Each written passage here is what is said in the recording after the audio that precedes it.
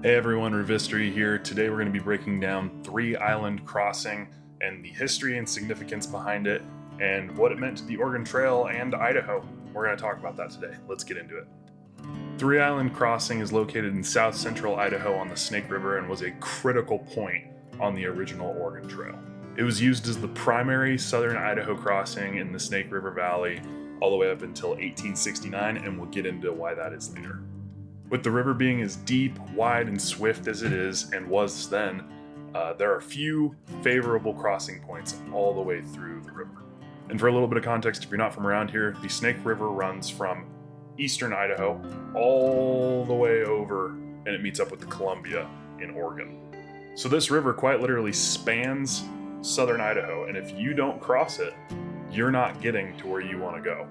If where you want to go is located somewhere north of the Snake River in Idaho. So that means Boise, all of the mining communities at the time, and any of the more urban spots like Lewiston and like if you get up towards Stanley and Custer and Loman and all those sorts of places, there's no way to get there without crossing the Snake River. There were other crossing points that may have been a little bit safer, but they were a long ways out of the way, and it took people off track when heading straight to Boise and then into the hills. This route was used mostly by people with horses that were on horseback, and they had oxen, they were covered wagons. It was the Oregon Trail. If you've ever played the video game, it looks exactly the same. So these people didn't have a whole lot, but everything they had was with them. Everything they owned was in their wagons, was on their person. If they weren't carrying it, it was of no use to them because they were heading west, trying to find a new life. The danger was real though. The mighty Snake River claimed wagons and travelers all of the time, trying to cross it at bad points where the river was too swift and too deep.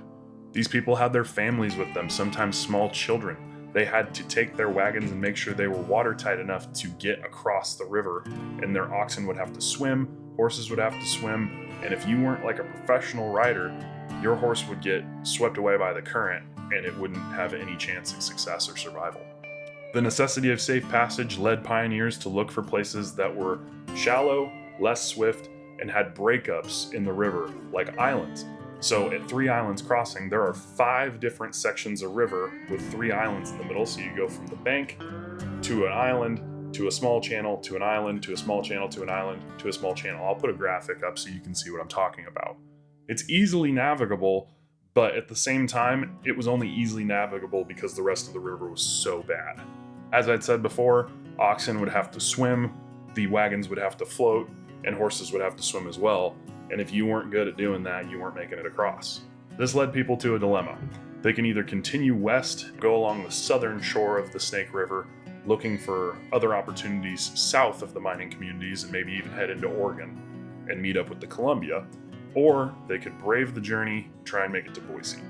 Parties that did choose to go further west, looking for another crossing, wouldn't find much respite because they would get all the way over to where modern day Nampa and Caldwell is, and the river would still be rampant, deep, with really heavy channels. This was all before dams were introduced as well. So the river was running rampant through there, and it was very difficult to cross anywhere but this Three Island Crossing. It was kind of like the point of no return until you got way further downriver. Even up towards Hell's Canyon, you have a very small window of opportunity, and then again, it's totally impassable. Again, like I said at the beginning of the video, this was all pre-1869 because in 1869, Glenn's Ferry Service and others like it started up on the Snake River helping ferry people across on barges. This was a huge development and it was very profitable for the ferry managers, and it was less profitable for the pioneers. Let's talk about that a little bit. Once the ferries were operational, the chances of making Boise skyrocketed. Same with the population. The gold rush was mid-swing and people were trying to get there by any means necessary. So when the ferries came in, they thought, oh, it's a for sure thing. We'll make it.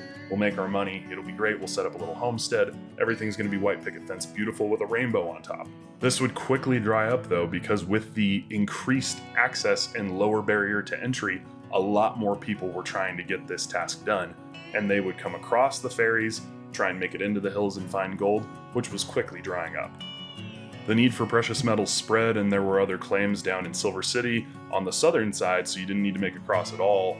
And they went further into the hills north up towards Custer, Loman, Stanley areas.